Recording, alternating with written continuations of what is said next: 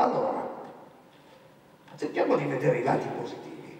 Primo elemento, crisi significa transizione, quindi che si esca dalla crisi è tautologico, cioè voglio dire, se non è oggi è domani.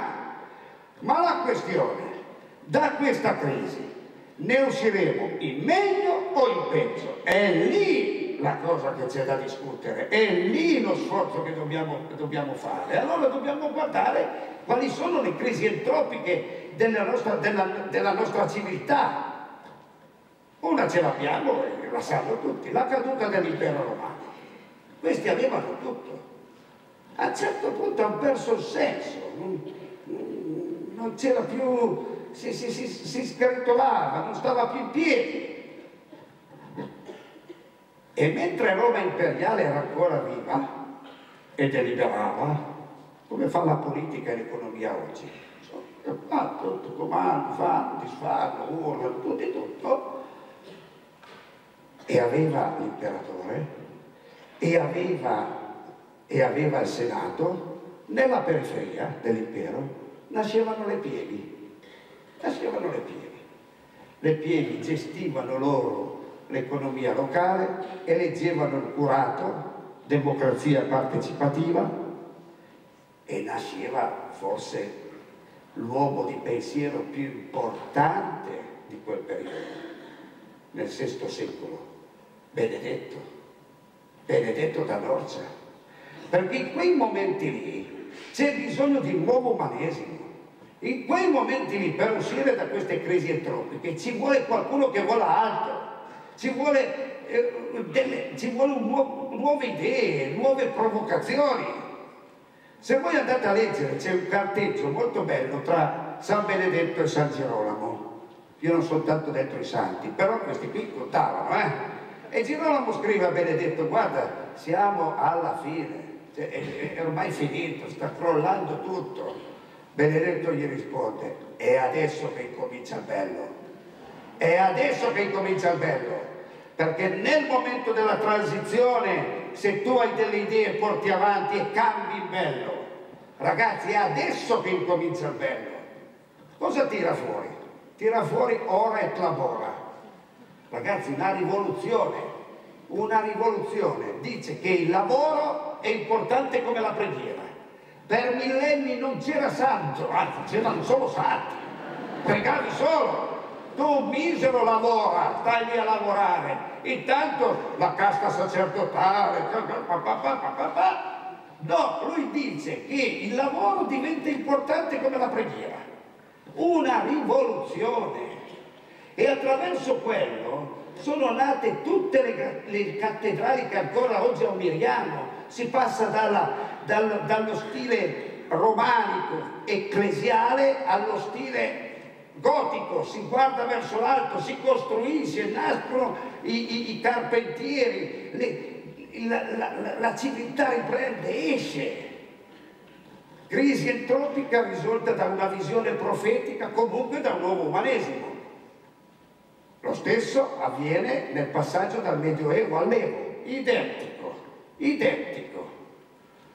dispiace, ma sarà un caso, ma sono tutti santi quelli che hanno delle idee. Perché Francesco ci porta a dire che in quel momento c'era una questione, l'imbarazzo della ricchezza. Pensate, stavano così bene che i poveri non contavano come due da picche, potevano anche morire. Cioè gli era preso vergogna di essere troppo ricchi. I preti avevano soldi, chiese, tutto, avevano tutto in mano, e questa umanità di poveri. Questa era una crisi entropica, l'imbarazzo della ricchezza, li ha mandati in tilt. Cosa nasce con Francesco e poi con tutti gli altri? Il concetto che il mercato può essere il distributore della ricchezza. E nascono i Monti di Pietà, 1462, primo Monte di Pietà a Perugia, poi parte Assisi, poi parte i monti di pietà, il fatto che una società mercantile si lavora per distribuirla la ricchezza, non per accorparla. Grande uscita entropica, dalla crisi entropica, visionarietà. Proviamo a vedere una crisi entropica che invece non è uscita. La caduta dell'impero sovietico. Quella è una crisi entropica, è crollato tutto, ma non è venuto fuori niente. Se avete la fortuna o la sfortuna di andare in quei paesi lì, guardate in che stato sono. La disperazione. La disperazione, non è uscita fuori nessuna idea.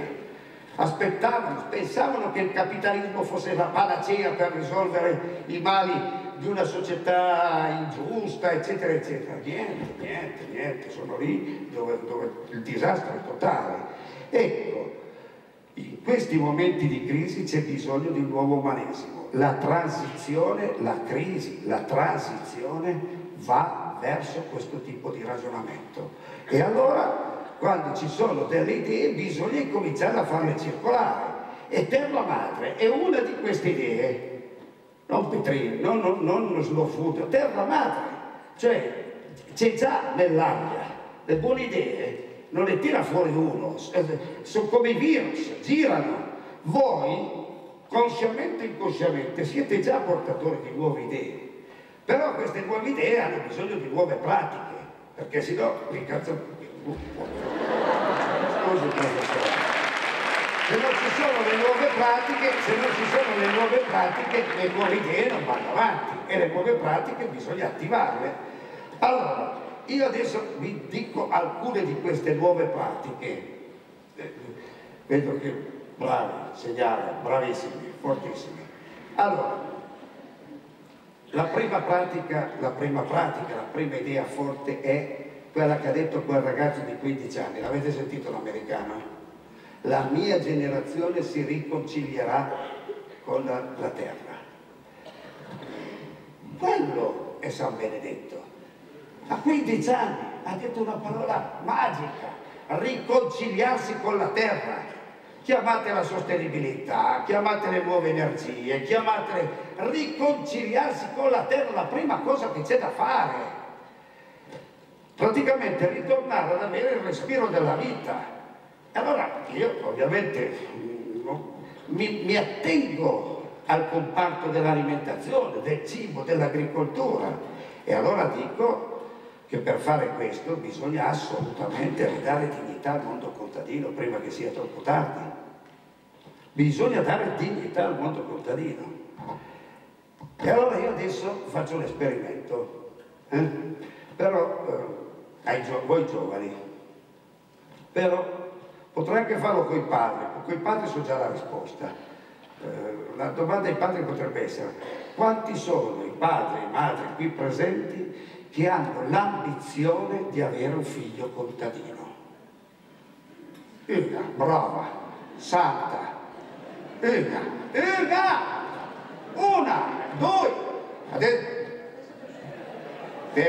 calma.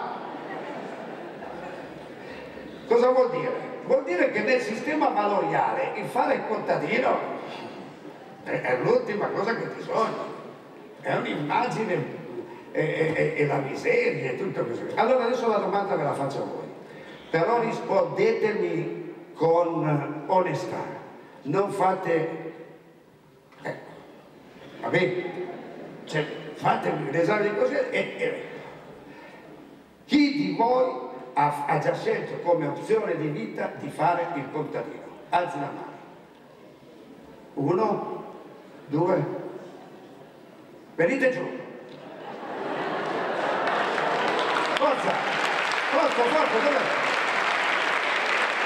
1, 2, 3, 4. Eccoli qua.